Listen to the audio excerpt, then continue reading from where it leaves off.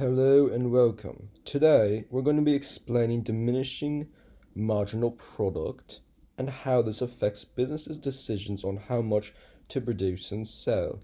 Now, what is marginal product? Getting one more input, for example, hiring one more person, results in a certain amount of outputs. Let's say I'm an apple tree farmer, and if I hire one more worker, I can get 5 more apples a day.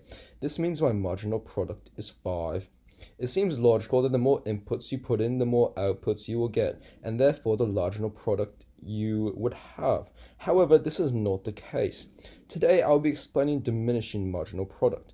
Diminishing marginal product is a phenomenon of marginal product falling more and more as you put more and more inputs. The important part here is that all the other inputs are constant. Let's go through an example to solidify this idea.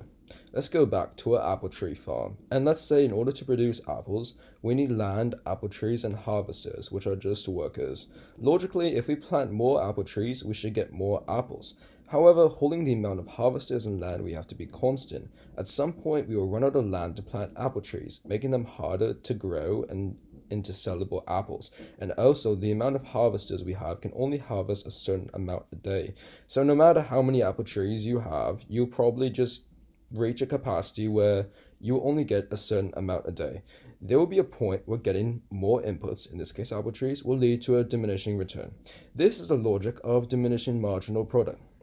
Now, how does this principle affect the business's decisions on how to produce and sell?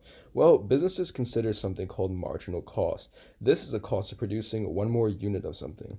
When making how many or how much decisions, it's always best to think of the margin. Since there are risks to a certain amount of inputs, as we saw above with diminishing marginal return, oh my gosh, I'm so sorry.